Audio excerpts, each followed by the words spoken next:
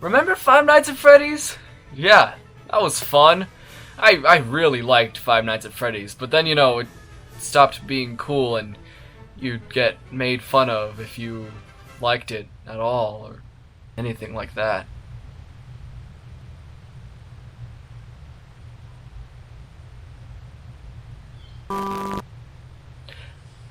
Pause. I just want to mention that I wore Five Nights at Freddy's clothes before it was cool. Before there was even official merchandise of, like, look at this hoodie.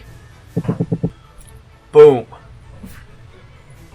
You know what? Given the subject matter of today's video, I should probably get in the zone of this game.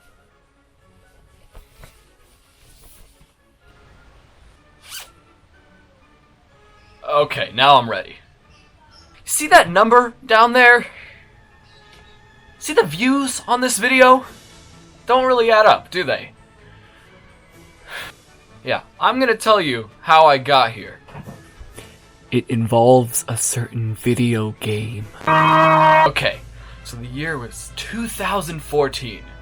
I was 10 years old and I was just coming off of a fascination with animatronics.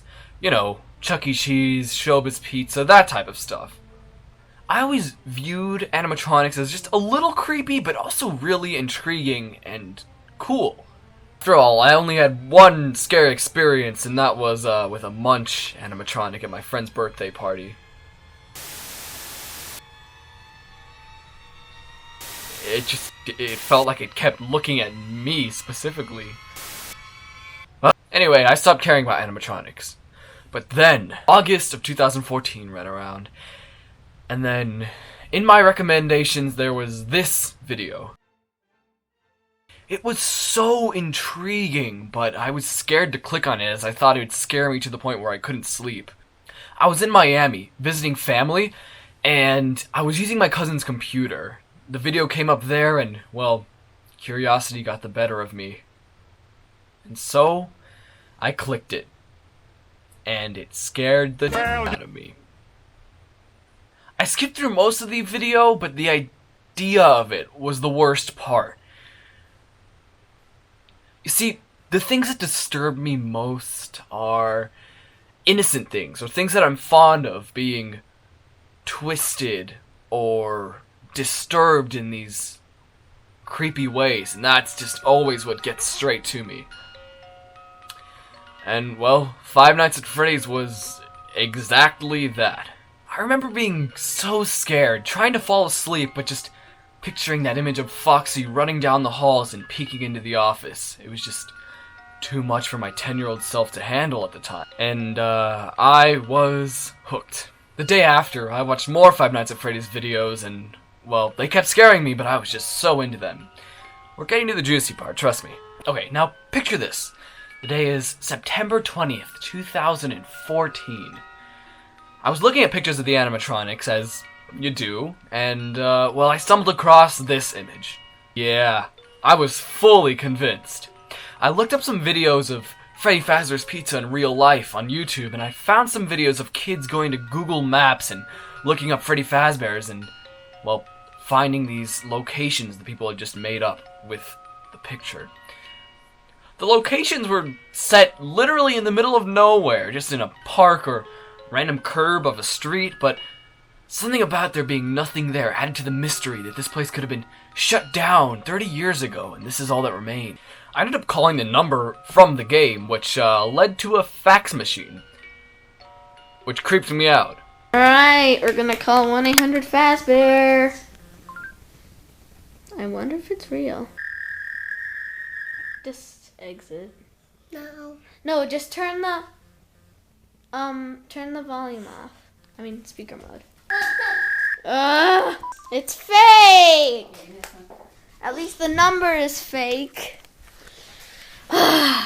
Look, here's the website. You probably can't see it because my camera's kind of low. See, I wanted to believe this so bad. And I did. I did believe it. It was fun. The video I released was horrible. Literally just a video of a kid pointing a flip camera at a computer and squeaking about how this fake video game restaurant is real and how it's scary. Needless to say, I could have never, ever expected the response it got.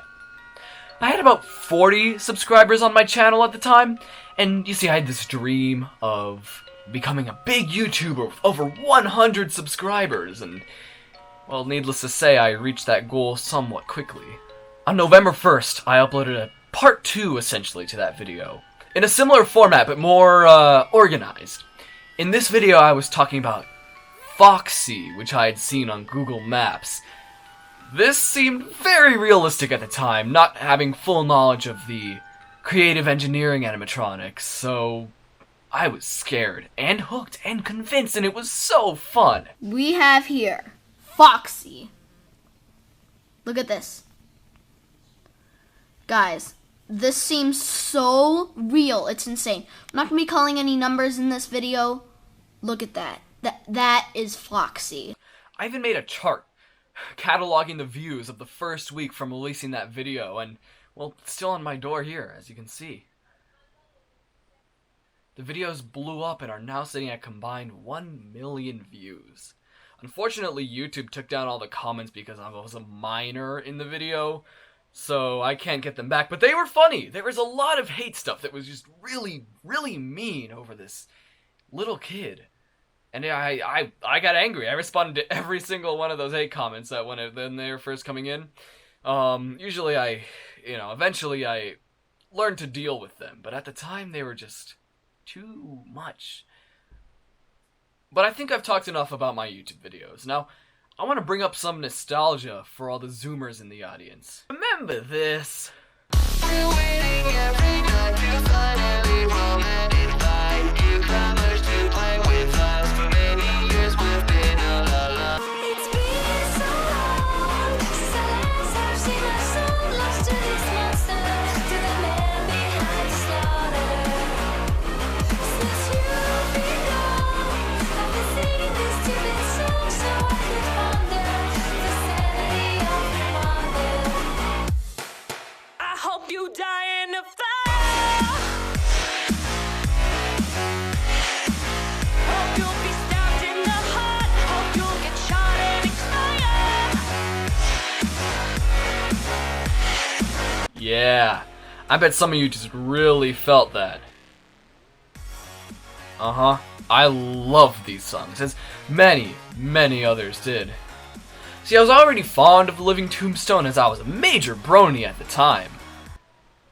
Damn, if a girl I like ever sees this, I have no chance of even being friends with her. Damn.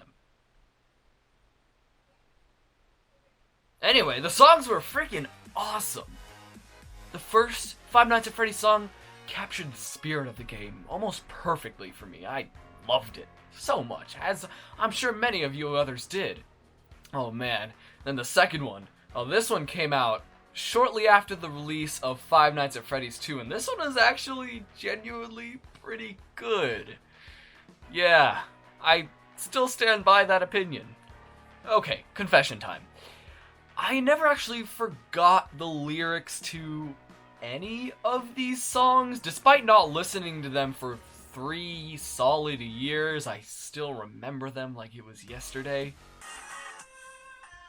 I wish I lived in the present with the gift of my past mistakes. Now the future keeps luring in like a pack of snakes. Your sweet little eyes, your little smile is all I remember. Those fuzzy memories mess with my temper. Hey, wait, where are you going?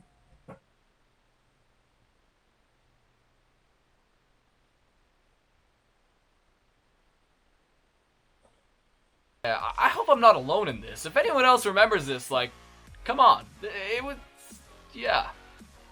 It was actually kind of dark if you dissect the lyrics and not just vibe to it like my 10-year-old self did.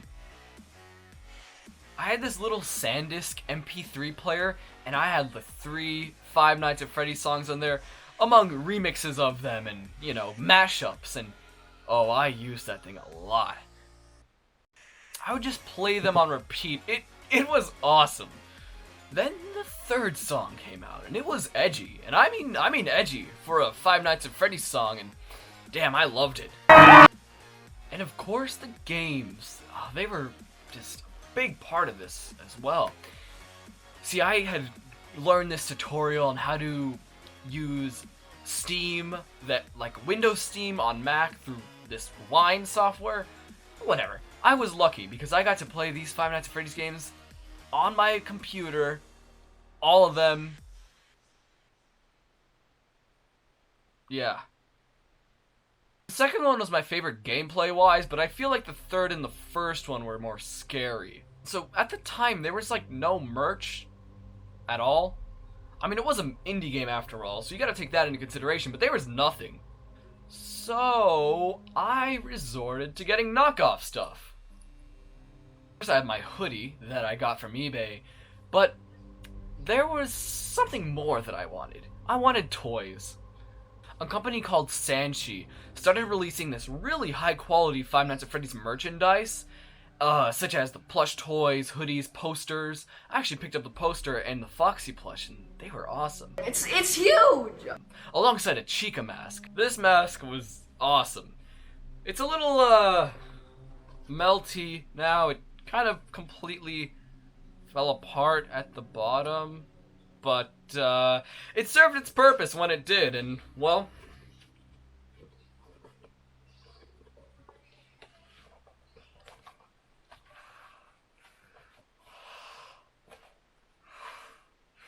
it was pretty cool. I liked it a lot, for sure.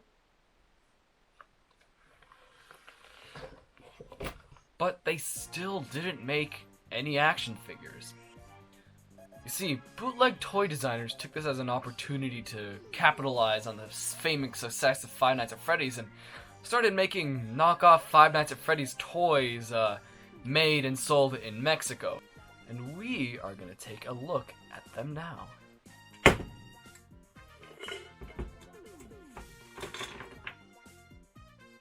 Yeah, these weren't the best in terms of quality at all, as you can probably see. A lot of them are actually based on, fan art, as you can probably tell with this Mangle figure. Yeah, this Mangle figure isn't really, it's a little much for these family-friendly baby games. For real, no joke, I was really into these figures. Well, they were all I had, but come on, they were actually kind of cool. They had their own charm to them because of how weird and off they looked. Personal favorite was always Foxy. You know, he was always my favorite character in the games, and, well, I feel like this is a somewhat fateful, design of him in this crappy toy form. So, yeah.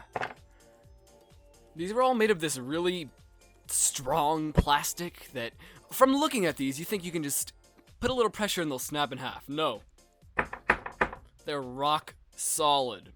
So, you could just kind of, drop them. First line I got had no articulation at all. They were literally just, plastic. However, the second line, I got this for my birthday a little later. These ones were very easy to break, and they had articulation. They were made of a more soft, pliable, more like rubber rather than this hard plastic. And they broke very easily. Then later, these guys came out. They're alright. Almost immediately as these came out, me and my brother at a convention, and we just kind of bought them all. The only one that's mine is actually Foxy, but he's kind of missing limbs, and I'll get into that, which is the reason these aren't actually all that good, is, well, they fall apart. They all have this feature where you can, like, remove the parts, and they just come off really easily, like, to the point where sometimes you can't even articulate them without their limbs just popping off. I guess it's so you can mix and match them, but it's sort of dumb in my opinion. The figures are all really accurate to the game, they just have a few flaws. For example, they all have upper teeth, which just looks wrong. And, the proportions with the arms are a little weird. But the worst part of all is that they got loose really easily. Just stuff like that, and it just comes to the point where you can't really pose it anymore, and it just stops being fun. So, that's about it. After I got those figures, I completely just kind of abandoned the franchise.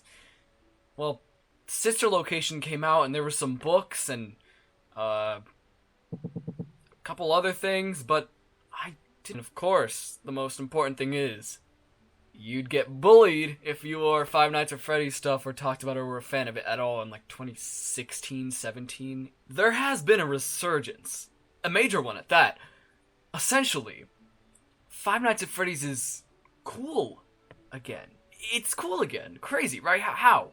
How could this franchise be cool again? Well, the games have completely lost all that original charm that made them scary. Now they're all just crazy, robotic monsters that aren't even frightening. But there is something that's kind of bringing this back. Nostalgia. If you look at the comment section on any of the Five Nights at Freddy's songs, even the ones that weren't made by the Living Tombstone, you will literally only see comments about people coming back to the video and it being nostalgic. Tons of teenagers are coming back to these videos, reliving the days of when they were 10 years old and could believe in so many different things and all the magic surrounding this phenomenon of a franchise. It's another thing. There's one more thing. It's not as popular as coming back to the songs, but it's pretty cool. A YouTube channel named Squimpus McGrimpus has been uploading animated Five Nights at Freddy's tapes, which kind of bring you all the way back to the first two games, basically. And they're all filmed, or I guess animated, as if they're old VHS tapes, for example, training tapes or things that were recorded by employees, and it's awesome. They're creepy and eerie, and they don't rely solely on jump scares. They're more psychologically creepy. Kind of that same exact feeling that you got when you first played or watched someone play the original games. That's what those videos emulate really, really well. The way I found them was from a YouTuber named Sagan Hawks. He made videos sort of dissecting them because they have some creepy secret messages like the old games did. And they're really good. I completely recommend checking out both the Sagan Hawk videos and the Squimpus McGrimpus videos. If you were a fan back in the day, then I'm sure they'll bring you back and you'll probably enjoy it. So, it's kind of cool again. Not in a way that it was globally on the internet as it was a few years ago, but there's a bit of a niche revival of the franchise, and that's really cool in my opinion. That's about it. Hope you like coming on this adventure of nostalgia and creepy video games and bad toys. Thanks for watching.